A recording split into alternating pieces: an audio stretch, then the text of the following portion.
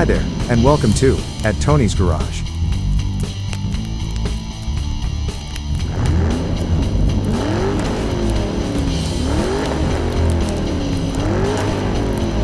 The Miura was originally conceived by Lamborghini's engineering team, which designed the car in its spare time, against the wishes of the company founder, Ferruccio Lamborghini, who preferred powerful yet sedate grand touring cars over the race car-derived machines produced by local rival, Ferrari.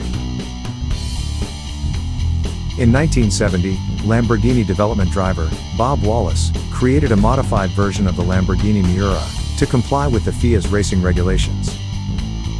The modified car, called the Miura Jota, featured extensive changes to reduce weight, including the use of lightweight materials such as aluminum alloy and plastic. The Miura Jota had a front spoiler, fixed headlights, modified suspension, and lightweight wheels.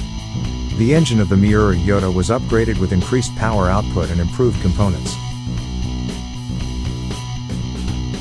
Despite extensive testing, the Miura Jota was eventually sold to a private buyer.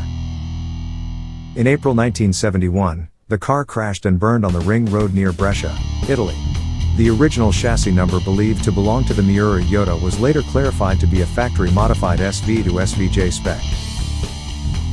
After the destruction of the Miura Jota, the original owner commissioned the construction of a tribute car called the Molecchiotti, based on the P400S model and modified to resemble the specifications of the original Jota. Tell me what you think about this version of the Miura, and of course, what you think about the 1/43 scale replica made by Altaya, for an Italian magazine series. And at last, don't forget to subscribe.